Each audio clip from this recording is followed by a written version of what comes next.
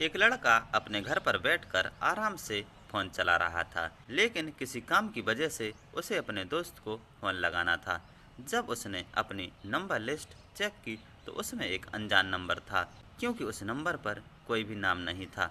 तो उस लड़के ने सोचा कि पूछ लिया जाए कि आखिरकार ये नंबर है किसका। तो उसने उस अनजान नंबर पर फोन लगा दिया। जब फोन रिसीव हुआ तो वहाँ से किसी महिला की आवाज़ आई। जब महिला की आवाज़ आई तो उस लड़के ने पूछा कि आप कौन बोल रही हैं। तो उस महिला ने अपना गलत नाम बता दिया, और बिल्कुल ऐसा ही इस लड़के ने किया। जब उस महिला ने इस लड़के से पूछा कि आप कौन बोल रहे हैं, तो इस लड़के ने भी अपना गलत नाम बता दिया। अब सिलसिला आगे बढ़ा। अब इन दोनों की बात आए दिन होने लगी। अब आए दिन इन दोनों की बात होने लगी। धीरे धीरे दिन आगे निकले तो इन दोनों के बीच में प्यार हो गया। अब इन दोनों को ऐसा लगा कि बहुत दिन हो गए हैं बात करते करते, अब हम दोनों को कहीं पर मिलना चाहिए। तो इन्होंने एक जगह फिक्स की, वो था गांव से बाहर एक खेत। जब ये दोनों एक दूसरे से मिलने खेत में पहुंचे तो इन दोनों के पैरों तले से जमीन निकल गई। नमस्ते दोस्तों, स्वागत है आपका अपनी यूट्यूब चैनल में। तो कैसे हैं आप सभी लोग? आशा करता हूं आप सभी लोग बिल्कुल ठीक होंगे और स्वस्थ होंगे। ये जो मैं आप लोगों के लिए स्टोरी सुना रहा हूँ, ये स्टोरी है गोरखपुर की। तो आप लोग बिल्कुल एंड तक सुनते रहिए। गोरखपुर के एक गांव में रोहित नाम का लड़का, जिसकी उम्र 20 वर्ष थी, वो अपने घर पर बैठकर गेम खेल रहा था। अचानक उसे किसी काम से बाहर जाना था, तो उसने सोचा कि क्यों ना मैं अपने दोस्त को अपने साथ ले जाऊं। तो उसने जब अपने दोस्त को फ़ोन लगाने की कोशिश की तो उसे अपनी नंबर लिस्ट में एक अनजान नंबर दिखाई दिया।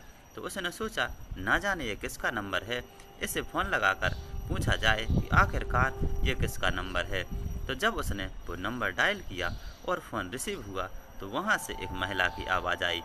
जब महिला की आवाज़ आई तो रोहित ने उस महिला से उसका नाम पूछा, तो उस महिला ने अपना गलत नाम बता दिया। जब महिला ने इसका नाम पूछा तो इसने भी अपना गलत नाम बता दिया। असली खेल यहीं से शुरू होता है। अब आए दिन फ़ोन पर इन दोनों की बातें होने लगीं। अब ये दोनों दिन दिन भर बातें करने लगे, लेकिन इन दोनों को कई दिनों तक भनक नहीं लगी कि ये दोनों घर में ही बात कर रहे हैं। ऐसे ही दिन आगे निकले तो जो रोहित था, जिसकी उम्र 20 वर्ष थी, इसने अपनी बड़ी मम्मी, जिसकी उम्र 42 वर्ष थी, उसे एक दिन फ़ोन पर प्रपोज कर दिया। तो जो उसकी बड़ी मम्मी थी, उसने भी इसका प्रपोजल एक्सेप्ट कर लिया। लेकिन इन दोनों को अभी तक कुछ भी पता नहीं था। अब इन दोनों ने सोचा कि फ़ोन पर बात करते करते बहुत दिन हो गए हैं, अब हम दोनों को मिलना चाहिए। अब इन दोनों ने मिलने के लिए एक जगह निश्चित थी, वो था गांव के बाहर एक खेत।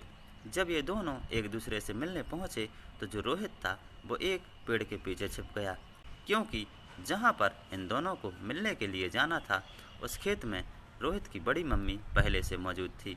तो जो रोहित था वो डर गया कि मेरी बड़ी मम्मी यहाँ पर क्यों खड़ी हैं।